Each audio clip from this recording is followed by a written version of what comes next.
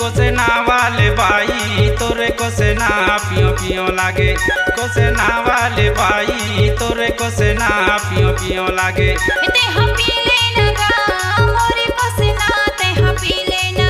ते हम पी लेना गा मोरे कोसेना ते हम पी लेना। तोरे कोसेना पियो पियो लागे ना। तोरे कोसेना पियो पियो लागे ना। ये कोसेना वाले भाई तोरे कोसेना पियो पियो लागे। कोसेना वाले भाई तोरे कोसेना पियो पियो लागे। ते हम पी लेना गा मोरे कोसेना ते हम पी लेना। ते हम पी लेना गा मोरे कोसेना ते हम पी लेना।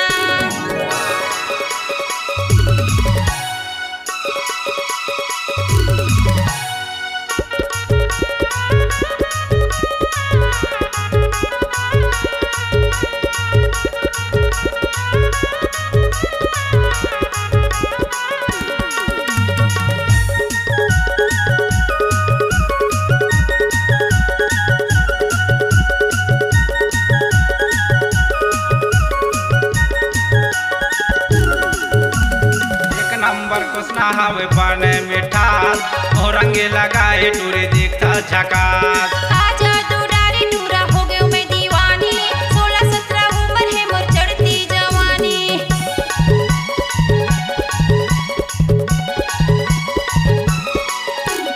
एक नंबर कोसना हवे पाने मिठास और रंगे लगाए टूरे देखता झकास। आजा दुरारी टूरा हो गयो मैं दीवानी। 16-17 उम्र है मोर चढ़ती जवानी। तोरे कोसेना पियो पियो लागे वो। तोरे कोसेना पियो पियो लागे ना। तोरे कोसेना पियो पियो लागे ना। ये कोसना वाली ते हम पी लेना गा मोरे कोसेना ते हम पी लेना। ते हम पी लेना गा मोरे कोसेना ते हम पी लेना।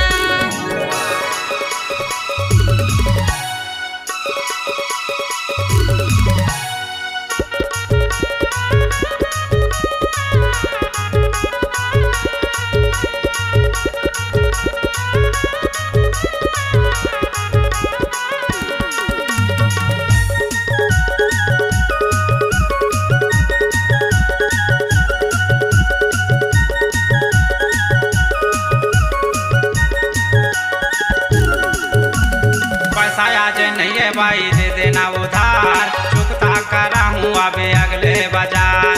अबर दिन ले आए हम बेची बरियार। दाई दो दगारी नहीं नहीं दे वो उधार।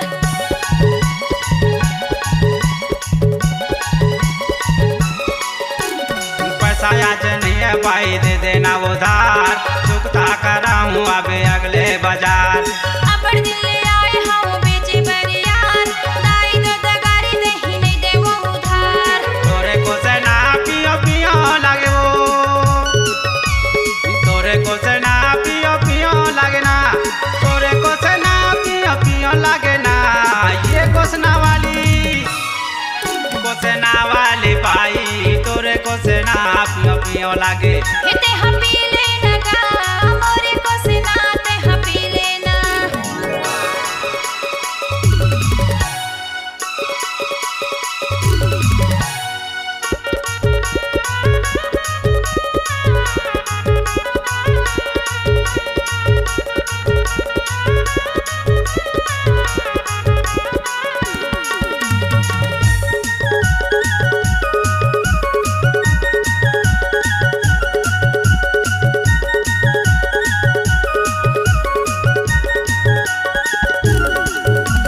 कहाँ तोर जिला हवे कहाँ तोरे गाँव।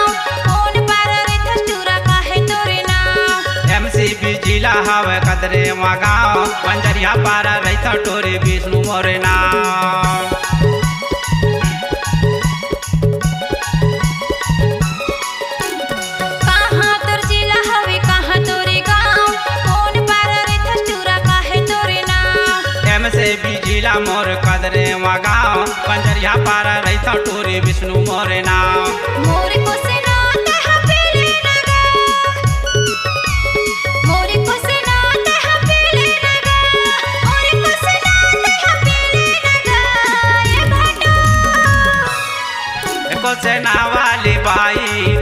कोसना पियो पियो लागे कोसना वाले भाई तोरे कोसना पियो पियो लागे तेहा पी लेना गा मोरे कोसना तेहा पी लेना गा मोरे कोसना तेहा पी लेना कोसना वाले भाई तोरे कोसना पियो पियो लागे तोरे कोसना पियो पियो लागे ना